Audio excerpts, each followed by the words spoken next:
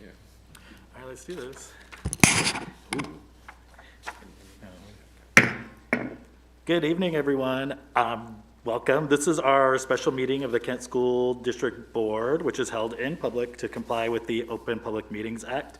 At this time, we're going to go into an executive session for approximately 60 minutes.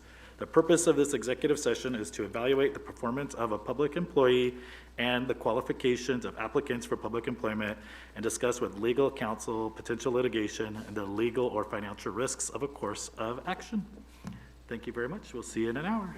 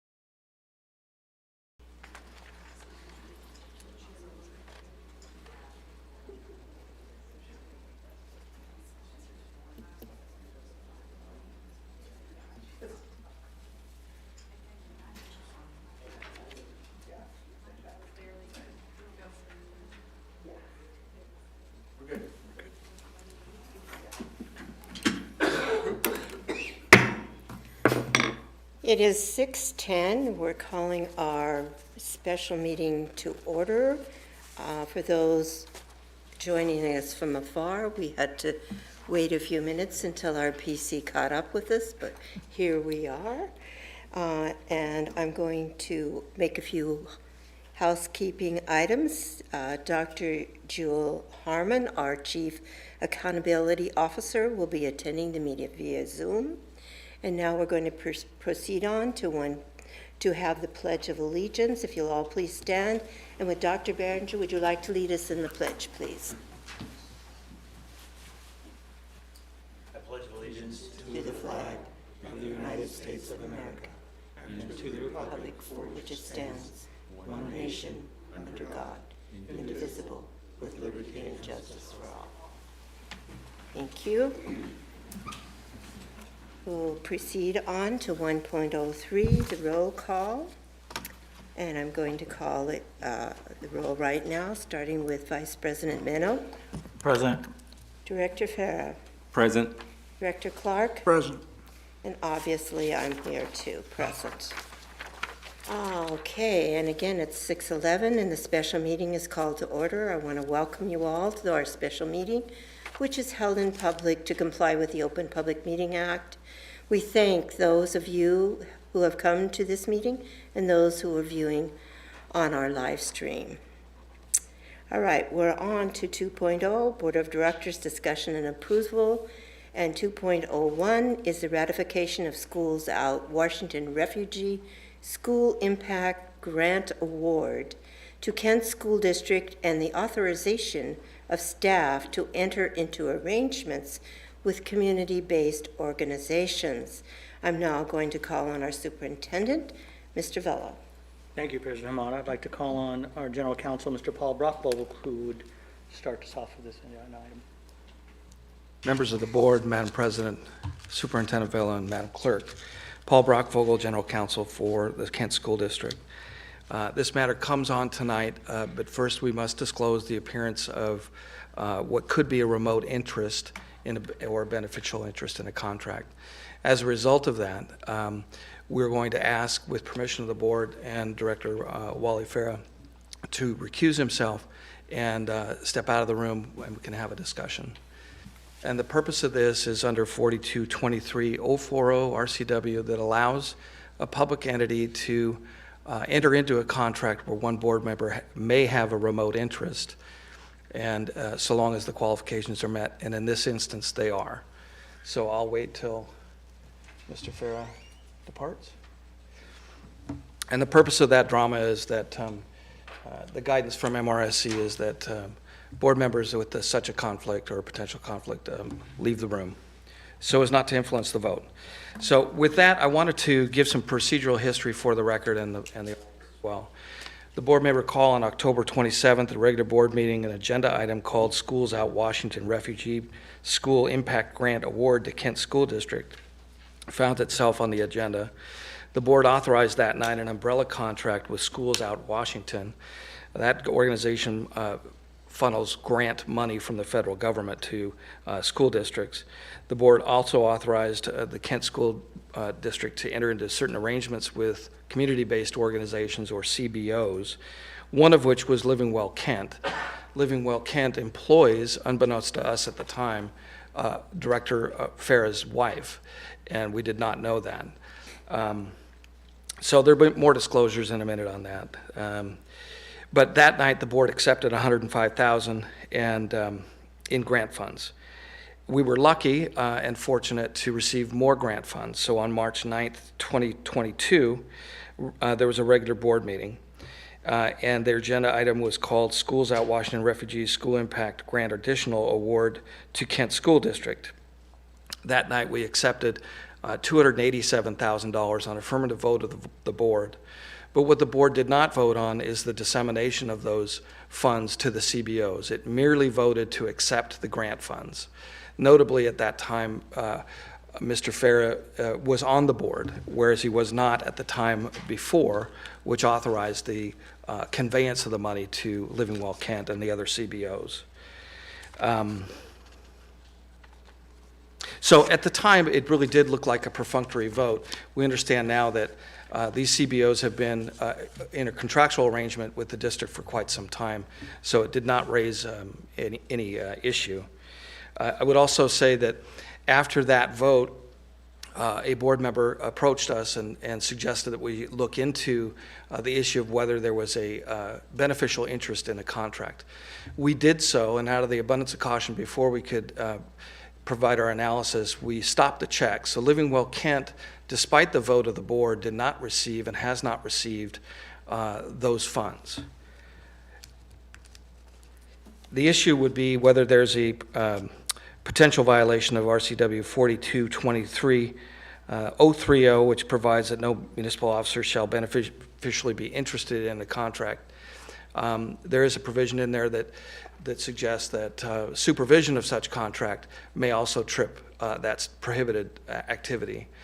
However, in the next section, the legislature provides an exception for that under 4223-040, which states that a municipal officer is not interested in a contract if he has what they deem to be a remote interest. We've analyzed this and deemed Mr. Farah to have a remote interest.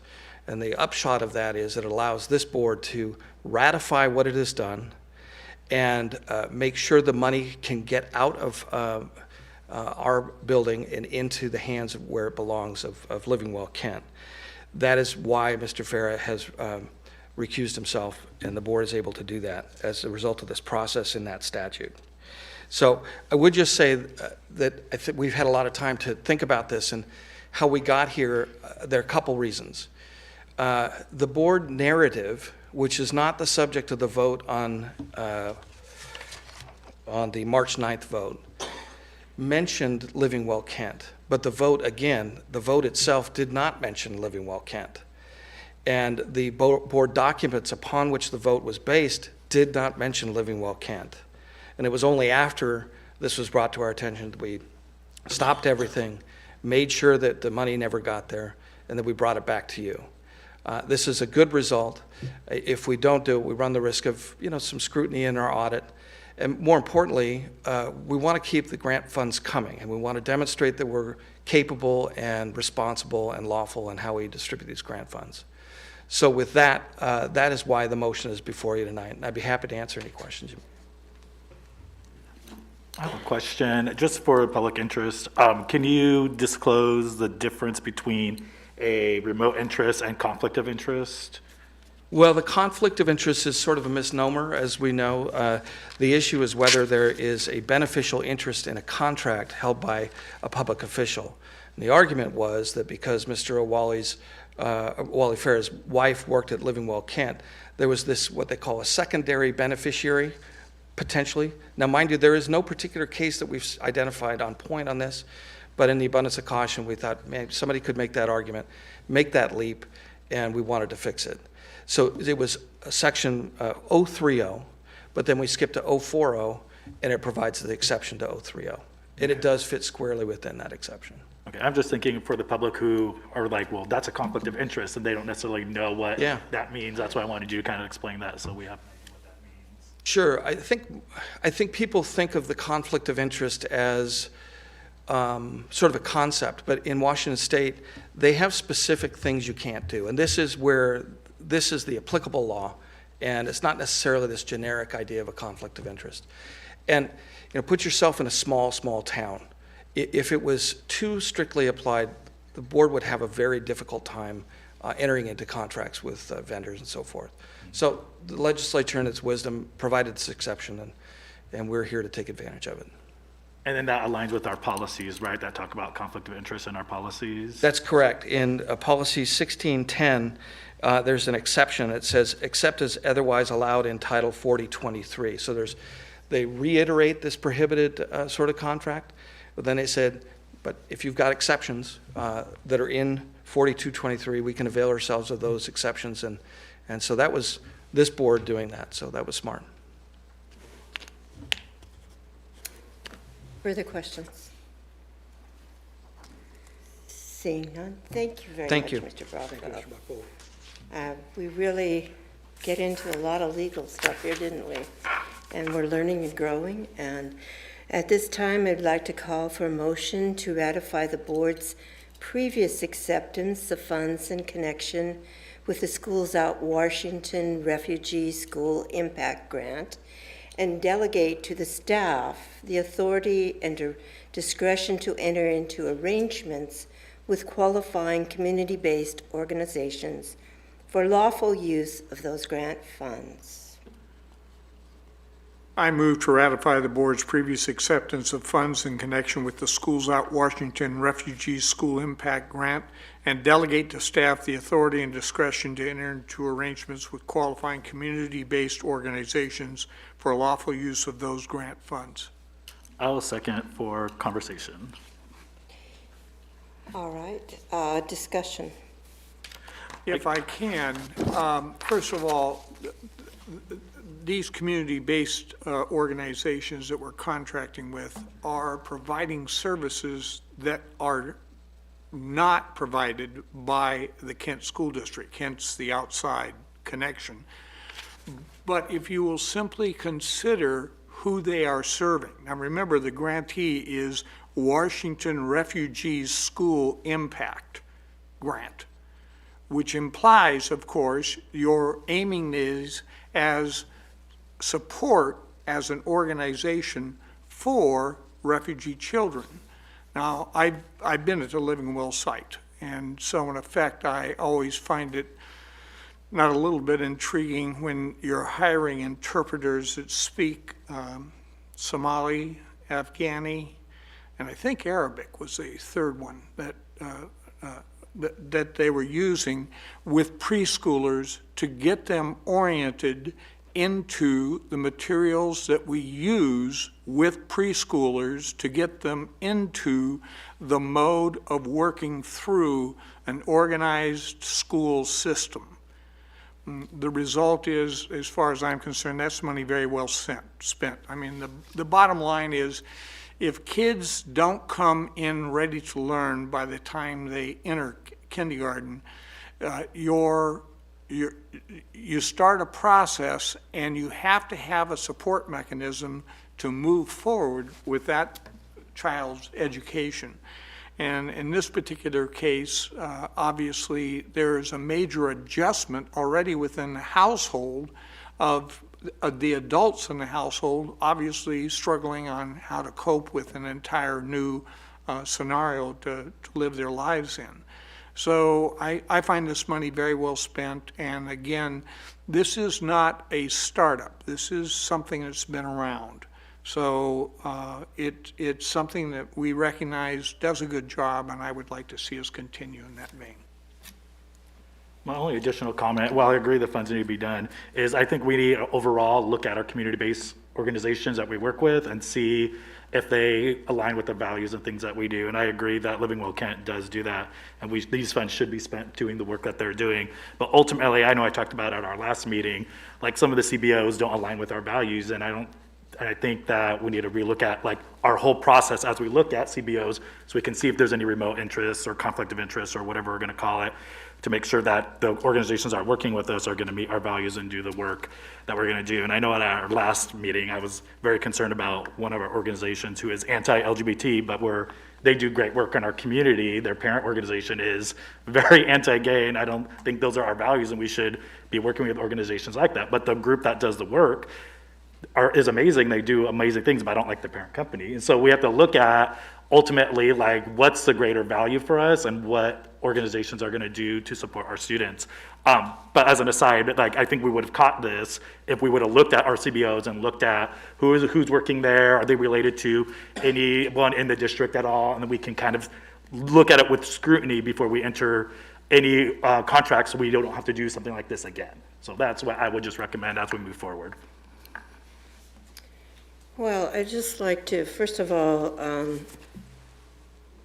I'd like to say that long before Director Farah was on this board, this particular organization, which we're going back and revisiting, had been looked upon and met our values and, was there and doing the work. And quite frankly, personally, I know the work of that organization, and it's tremendous. I've been there, I've witnessed it. We need our refugee people, just like we do in our district, to see and work with people who speak their language and look like them and can help them out to, to whatever they need to succeed in life. So, and to our credit, to revisit this and to have people look at this closely and say we're willing to scrutinize what we do and try to make every little thing as the best we can. We don't do everything perfectly. I think that's in our credit. So those are just my comments, and if there's any other further discussion, I'm seeing none. So it has been moved and seconded to ratify the board's previous acceptance of funds in connection with the Schools Out Washington Refugee School Impact Grant and delegate to the staff the authority and discretion to enter into arrangements with qualifying community-based organizations for lawful use of those grant funds. And I'll call for the vote. All those in favor of doing this signify by raising your right hand and saying aye. Aye. All those opposed signify by raising your right hand and saying aye, or nay, excuse me. Abstentions? I'm going to abstain.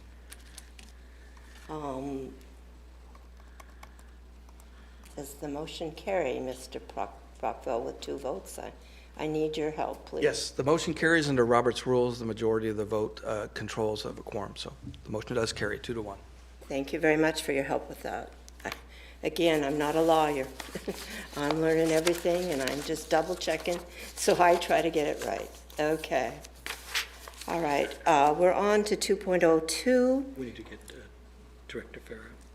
Oh, I'm sorry. Yes, we can let him into the room. Give us a moment, please.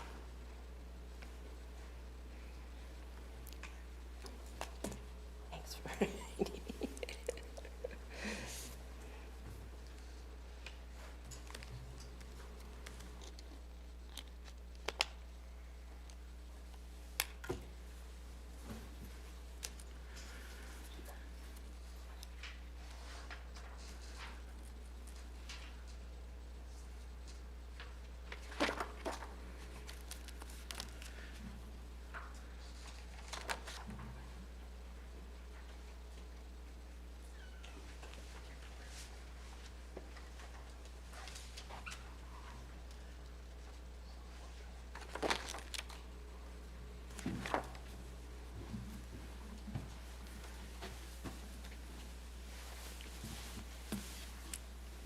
All right, moving on to 2.02, the appeal of the decision by Instructional Material Committee continued from the June 8th, 2022 regular board meeting and continued motion to reject the IMC decision before the board. I'd like to call on our Superintendent Villa at this point. Thank you, President. I'd like to again welcome Mr. Paul Brockvogel, our General Counsel, to the podium. Members of the board, Madam President, Superintendent Vela, and Madam Clerk, Paul Brockvogel, General Counsel for Kent School District. The board may recall earlier this year, a book challenge was made concerning a book, Jack of Hearts. At the beginning of May, the Instructional Materials Committee, or IMC, determined the book should be removed from the shelves of Cedar Heights Middle School. At the June 8, 2022 board meeting, an appeal was heard from the decision of the IMC. An appeal was filed under Policy 2020P, the Practice 2020P, and our Policy 2021. At the hearing, or the meeting rather, of June 8th, the board heard from the participants in a 10-minute argument presented. The board outlined all and the documents and other material to be reviewed by this board, and the board narrative, and by the board president in her recital at the beginning of the meeting. The board considered public comment, though not part of the hearing, and over what we estimated to be 80 public comments lasting over 4 hours, putting us at 12:15 or 12:11 at the time of adjournment. So, in other words, it was a very robust meeting. A motion was made at the meeting to reject the IMC decision. A second was made. A discussion was occurring, and the internet failed, and one of our board members was participating remotely.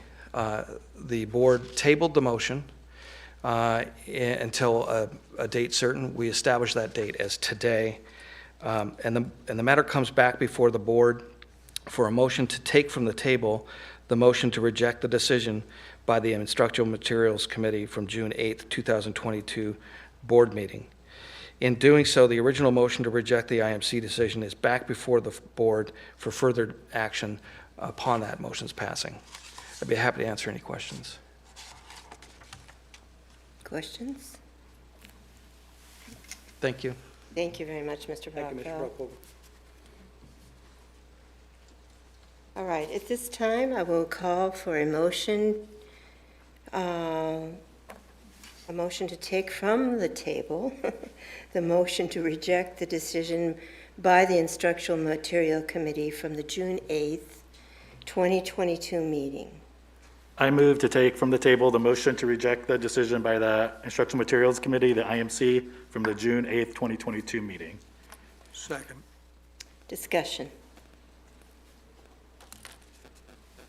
I mean, I'm going to continue my discussion from last time, where ultimately, I don't think the process was followed for this book, and I don't think it was correct. I think we followed a policy that was meant for instructional materials, but because of our library policy, which is 2021 and 2021P, isn't up to date, we had to follow the procedure that wasn't right for this book. We do have a policy meeting scheduled to discuss this library book process, but we have to wait until after this committee decision, or after this board decision. I'm a big believer that one parent shouldn't decide what all students get to read in a school or a school district.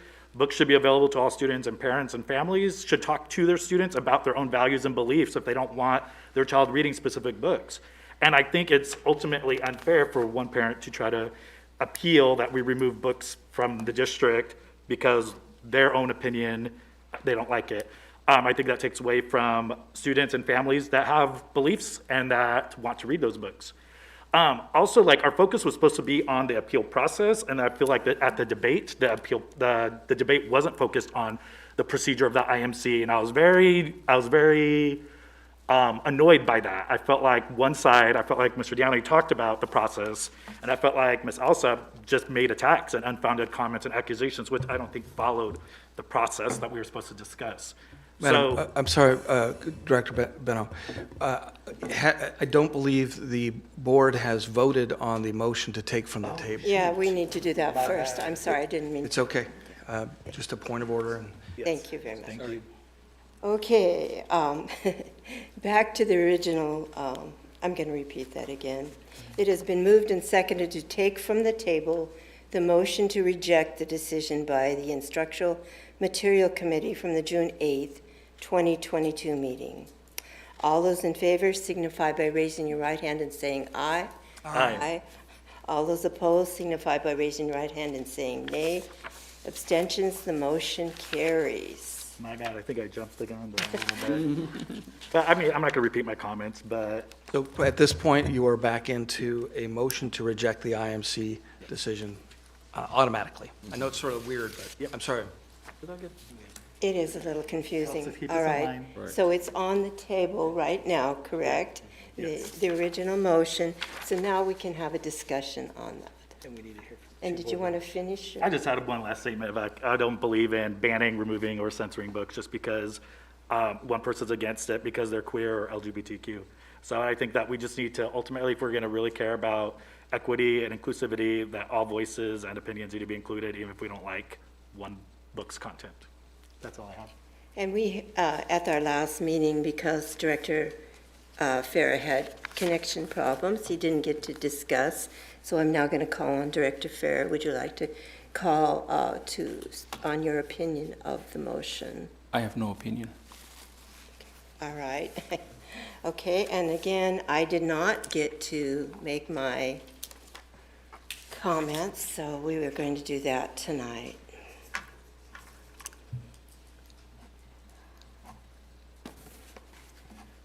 There have been many comments for 2 months, even before this issue became in front of the board to discuss, that I had to answer on email when it wasn't even for board discussion. And it is of high priority among our community. So it has received my utmost opinion So I'm going to go through quite a few issues here that you may not think add to my decision on this, but overall they do. And overall there's a purpose to what I'm saying. I strongly believe in raising 3 children and having 3 grandchildren and being involved with youth for years with sports, music, and through my church, that those who are closest to the child become the student, become to the student or the child the most profound influence in their life. I don't think we can ever diminish that those closest to the child throughout their life are going to have hopefully the most influence in their life. By 3 years old, the child is developing a social and emotional development, developing understanding, physical skills, and language development. The individuals surrounding that child become important players for the foundation of the healthy child throughout its development. Do not fail to see the importance of that, as at this age where you, the parent or guardian, have the most influence in the foundation of the child's life. If we as a society fail to recognize that and suddenly wake up when our kids become teenagers, it could be too late. Do not turn that opportunity over to someone else, but seize upon that opportunity when it could matter the most. When kids begin to grow and attend formal education and spend more time away from home, they develop other influences in their lives, other kids, TVs, movies, books, and other caregivers or teachers. They begin to influence their development. Listening to many of the reports of an overview of their high school years, which I have done, and their plans going forward at Kent Meridian High School and Phoenix Academy, which used to be a graduation requirement, the students would talk about a coach, a teacher, an administrator, or a bus driver, or advisor who really made a difference in their life. Because they took the time to see them, really see them, and listen and help them grow. Personal involvement in developing students' lives matters. Relationships. Having said that all, where am I going with this? School board directors are elected to serve the public's needs for scrutiny over a government agency. They bring with them a history of their own life experiences, beliefs, and encounters. Yet, they also need to make room for other people's experiences, beliefs, and encounters, and not let their needs overshadow the need for the common good. Helping the board as a whole do that are a group of laws, policies that the district develops and works as a reference and guideline. We have that, and yet keeping up with those policies can be a lot to keep them current. And yet it is so important to try to do so. And I have emphasized during my tenure the importance and the commitment to the time to spend in keeping our policies updated. That being said, new things are popping up daily. Challenges to books falls into that category. We set up policy for instructional reading curriculum under a committee which takes a great deal of expertise and time to work on that development and the best products for our students. Free reading materials falls under that category at present for scrutiny, and the book policy falls under those policies at present and how that is managed. So here we are. We have a book, Jack of Hearts of Other Parts by A.C. Rosen. We had a formal challenge to remove this from a middle school library.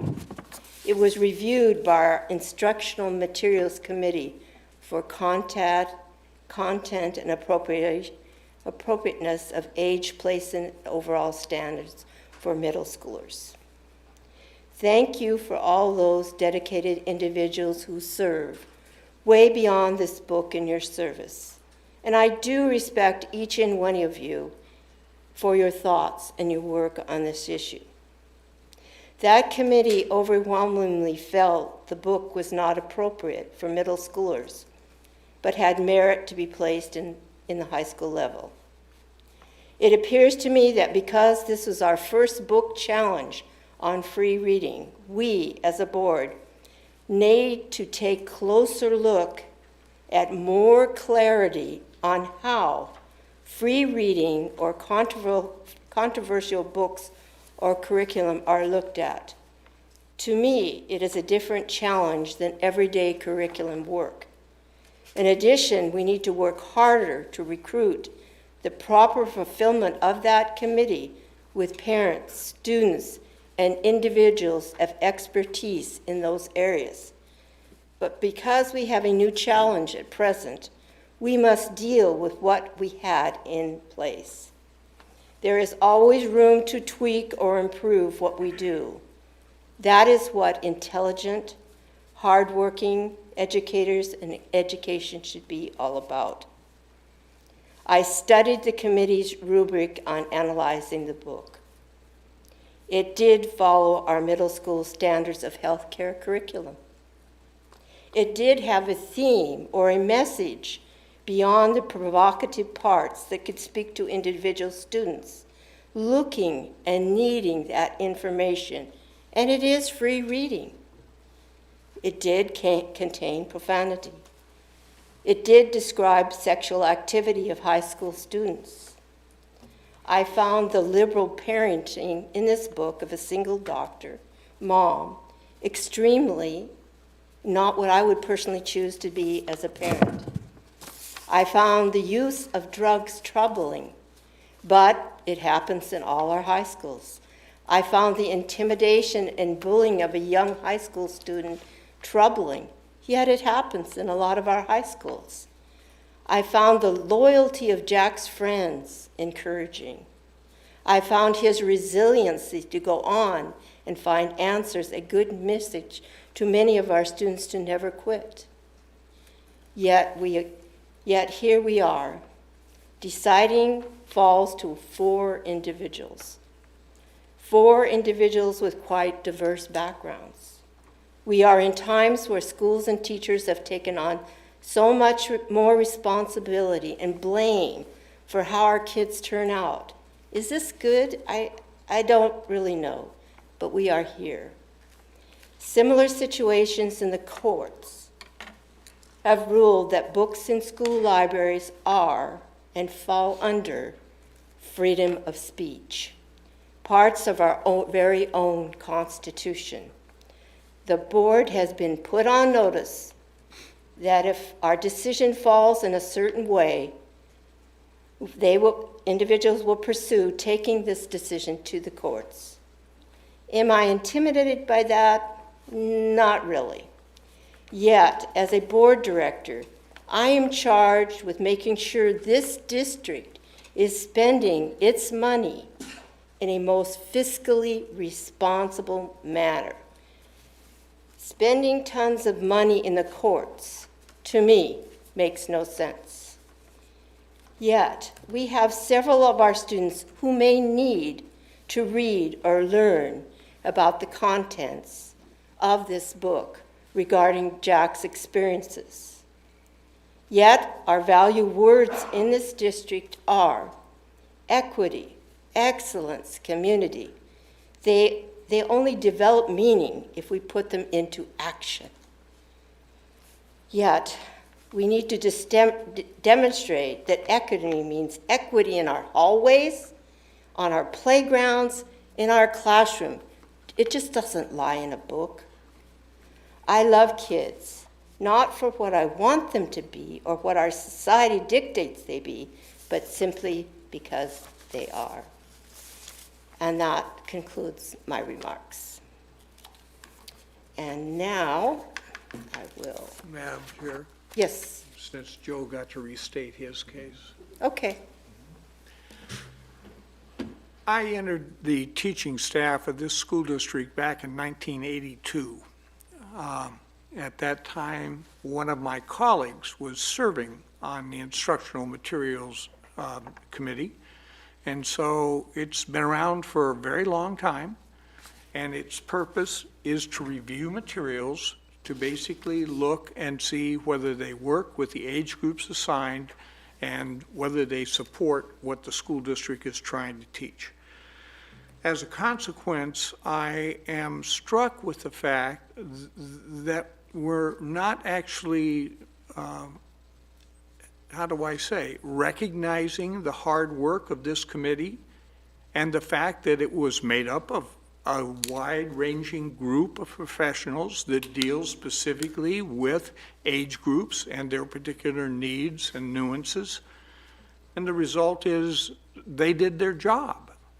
And from that standpoint, as a professional in terms of what I did in my career, I am supporting what the IMC did.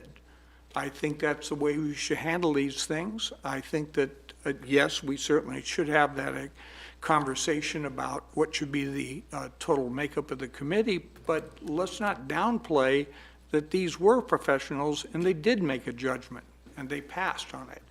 So from that particular standpoint, I stand with the IMC. Any further discussion? I mean, to that point, I'm just going to remind that we voted on new IMC members, but those new members did not get to vote on this book. So I just want to put that out there, that not everyone on the committee or in the makeup of the committee was able to do that. So I just want to remind the board members of that. Like, there was a specific group that voted. It wasn't the new group that we voted on. It was the old group. So I just want to put that out there too. Right, and to echo on that, that worked on both sides, because we had members that joined that could have had a conflict of interest. And again, like I said, I do really feel we need to revisit, when we have book challenges or stuff like this, we need a special circumstance. And once you set a precedent, you have to go with the precedent. You can't change the committee or who was on the committee when this came about. And so trying to add new members, which were added, which is great, we can't let that go into a separate issue, because it's already been decided by the former. So it's nothing that we didn't follow rules. There are challenges in these school districts that are coming up daily that we have to get a handle on, when we have to be fluid to change, listen to our community. And there's never going to be a perfect answer. We're not going to please everybody. So I think if there are no further discussions, I'm going to call for the vote. Although, and let me remind myself of that vote, so I get this straight. Second bullet. Okay. So that I want to make sure this vote is done right. Okay, right there. Okay. I want to make sure this is done right. So we had some interesting things with technology and everything here. So I'm calling for the vote on all those in favor to reject the decision by the Instructional Materials Committee. Say aye and raise your right hand. Aye. All those opposed of this rejecting the decision. All those opposed of, I thought this is complex. I mean, all those in favor to reject, we did the aye. All those opposed say no, I guess. Nay on this motion, say nay. Abstentions? Abstention. Does the motion carry? Mr. Brockvogel? To be clear, there were 2 votes to reject the IMC decision, and 1 vote opposing that. So the motion carries 2-1. Okay. All right. Thank you very much. Consent. Pardon me? Consent agenda. Okay, we're on to the consent agenda, 3.0. And is there anybody that wishes, any board director that wishes to pull anything from the consent agenda? Seeing none, I'll ask for a motion. Move to accept the consent agenda. I second it. Discussion. Seeing none, I'll call for a vote. All those in favor of approving the consent agenda signify by raising your right hand and saying aye. Aye. All those opposed signify by raising your right hand and saying nay. Abstentions, the motion carries. All righty.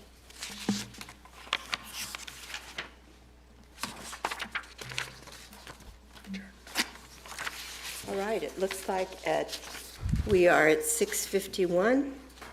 Madam President, I'm sorry to interrupt.